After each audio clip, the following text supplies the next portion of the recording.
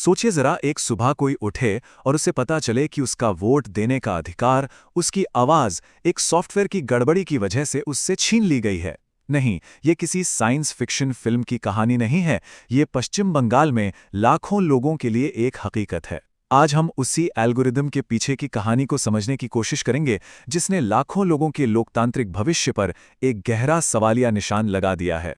ये जो तस्वीर है, ये 2 अप्रैल 2026 की है, पश्चिम बंगाल के मालदा जिले की। यहाँ नेशनल हाईवे को बंद कर दिया गया है और 7 न्यायिक अधिकारियों को बंधक बना लिया गया है। लेकिन ये जो लोग प्रदर्शन कर रहे हैं, ये कोई अपराधी नहीं है। इनमें शिक्षक हैं, वही शिक्षक जो हमारे बच्चों को लोकतंत्र के बारे में सिखाते हैं। इनमें किसान हैं जो हमारे देश का पेट भरते हैं। ये आम नागरिक हैं जिन्हें अचानक से बता दिया गया कि वो अब अपने ही देश में वोटर नहीं रहे। और ये कोई छोटी मोटी घटना नहीं थी। इस पूरे हंगामे के पीछे एक बहुत ही चौंकाने वाला आंकड़ा है। 61 लाख लोग। जानते हैं ये कितना बड़ा नंबर है? ये न्यूजीलैंड की पूरी आबादी से भी ज्यादा है। इतने लोगों के नाम एक झटके में वोटर लिस्ट से हटा दिए गए। और बात यहीं खत्म नहीं हुई। 60 लाख और वोटरों को एक नई अजीब सी कैटेगरी में डाल दिया गया, संदिग्ध। इसका मतलब ये हुआ कि राज्य में हर 6 में से एक वोटर इससे प्रभावित हुआ। सोचिए, किसी का नाम ना तो लिस्ट में है और ना ही लिस्ट से बाहर।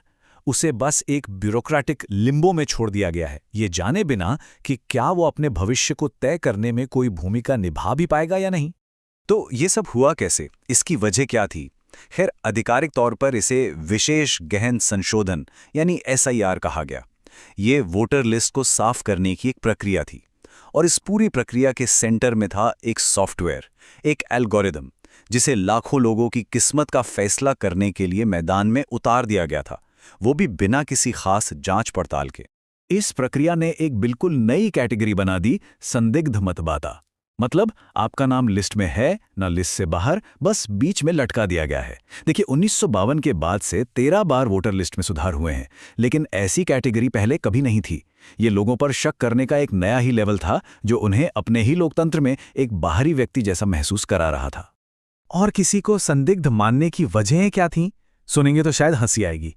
नाम की स्पेलिंग में जरा सा फर्क, मान लीजिए मुंडाल की जगह मैंडल लिख गया हो, या फिर अगर किसी के और उसके बच्चे के बीच उम्र का फासला एल्गोरिदम के हिसाब से नॉर्मल नहीं था। अब सोचकर देखिए, भारत जैसे देश में जहां सरकारी दस्तावेजों में ऐसी गलतियां कितनी आम बात हैं, वहां लोगों से उनका वोटिंग का अधिकार इतनी मामूली वजहों से छीना जा रहा था। और कमाल की बात यह है कि जिस सॉफ्टवेयर से ये सब किया जा रहा था, उसे लागू करने से पहले ठीक से टेस्ट तक नहीं किया गया। ये तो ऐसा हुआ जैसे कोई डॉक्टर बिना ये जाने कि दवा काम करती है या नहीं, बस सबको लिखता जा रहा है। चुनाव आयोग के ही एक बड़े अधिकारी ने यह माना कि उन्हें कोई अंदाजा नहीं था कि सॉफ्टवेयर 95% सही था या 60%। ये तो लोकतंत्र के साथ रशियन रूले खेलने जैसा था।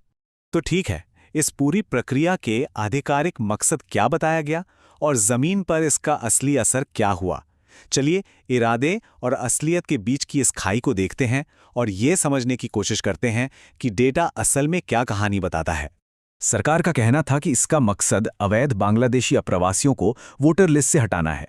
सुनने में ये एक बिल्कुल साफ लक्ष्य लगता है, लेकिन जब डेटा को खंगाला गया तो पता चला कि ये प्रक्रिया असल में शायद उन्हीं लोगों को निशाना बना रही थी जिनकी रक्षा करने का दावा किया जा रहा था। सबसे पहले तो प्रॉब्लम कितनी बड़ी थी वो देखिए। पूरे राज्य में सिर्फ 4.3% वोटर ही ऐसे थे जिन्हें 2002 की पुरानी वोटर लिस्ट से मैप नहीं किया जा सका था। तो जिस समस्या को हल करने के लिए इतना बड़ा अभियान छेड़ा गया, वो असल में उतनी बड़ी थी ही नहीं जितनी बताई जा रही थी। और यहां पर कहानी असल में परेशान करने वाली हो जाती है। जिन इलाकों में मुस्लिम आबादी ज्यादा थी, वहां अनमैप्ड वोटरों की दर सबसे कम थी, सिर्फ 0.4% से 0.9%।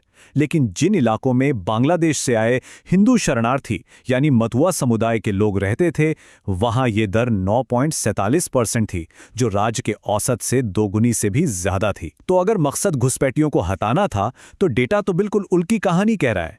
ऐसा लग रहा है कि ये प्रक्रिया उन लोगों को सजा दे रही थी जिन्हें सबसे ज्यादा सुरक्षा की जरूरत थी।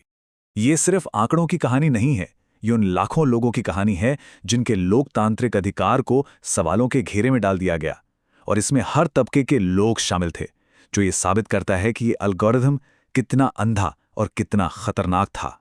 जरा इस लिस्ट को देखिए। एक कारगिल युद्ध का सैनिक, एक हाईकोर्ट के रिटायर्ड जज, एक वर्ल्ड कप जीतने वाली महिला क्रिकेटर, डॉक्टर, वकील, और विडंबना देखिए, यहां तक कि वो बूथ लेवल ऑफिसर जो खुद ये सर्वे कर रहे थे, उनका नाम भी संदिग्ध लिस्ट में डाल दिया गया। अगर ये लोग सुरक्षित नहीं हैं, तो फिर कौन सुरक्षित है? हाईकोर्ट के रिटायर्ड जज जस्टिस शहीदुल्लाह मुंशी ने कहा, यह बहुत अपमानजनक और दर्दनाक था। सोचिए, अपने पूरी जिंदगी कानून की सेवा करने के बाद किसी को अपनी ही नागरिकता साबित करनी पड़े। मीडिया में खबर आने के बाद उनका नाम तो वापस जोड़ दिया गया, लेकिन यहां सवाल ये उठता है कि अगर एक रिटायर्ड जज को अपना वोट बचाने के लिए मीडिया का सहारा लेना पड़े तो एक आम आदमी का क्या होगा? लेकिन रुकिए, कहानी यहीं खत्म नहीं होती।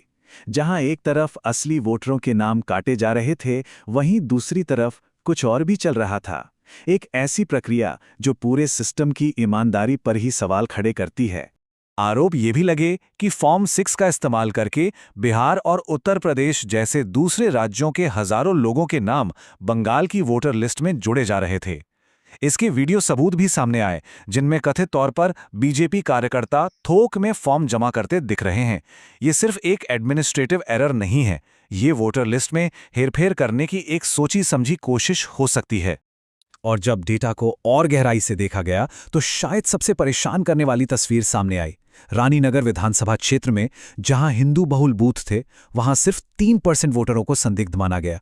वहीं उसी विधानसभा के मुस्लिम बहुल बूथों पर यह आंकड़ा 35% से 58% तक पहुंच गया। एक ही सॉफ्टवेयर, एक ही नियम, पर नतीजा इतना अलग।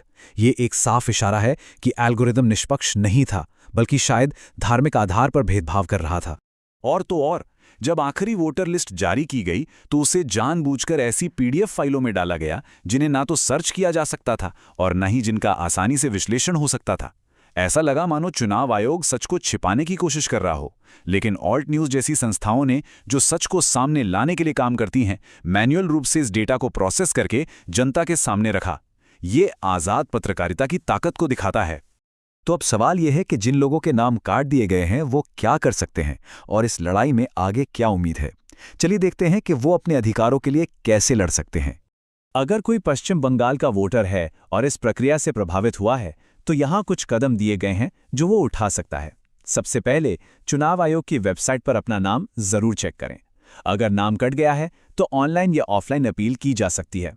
कायदे से एक ट्रिब्यूनल हियरिंग के बाद नाम वापस लिस्ट में जुड़ जाना चाहिए। लेकिन ये प्रक्रिया लंबी और मुश्किल हो सकती है, खासकर उन लोगों के लिए जिनके पास समय या साधन नहीं है। लेकिन यहाँ भी एक पेंच है। 2 लाख से ज़्यादा अपीलें दायर की जा चुकी हैं। और आपको पता है कि कितने मामलों में ट्राइब्यूनल सुनवाई हुई है? सिर्फ 2। ये तो न्याय का मजाक है। अब ये मामला सुप्रीम कोर्ट में है, जो शायद उम्मीद की आखिरी किरण है कि लाखों लोगों को इंसाफ मिलेगा। और आखिर में ये सब हमें एक बहुत बड़े सवाल के साथ छोड़ जाता है। अगर किसी के वोट देने के अधिकार को एक बिना परखे हुए एल्गोरिदम की गड़बड़ी से मिटाया जा सकता है, तो फिर उस वोट का, उस लोकतंत्र का क्या मतलब रह जाता है? ये सिर्फ पश्चिम बंगाल की कहानी नहीं है। ये एक चेतावनी है कि जब हम टेक्नोलॉजी को बिना सोचे समझे अपनी सबसे पवित्र लोकतांत्रिक प्रक्रियाओं को कंट्रोल करने देते हैं, तो क्या हो सकता है। इस पर जरूर सोचिएगा।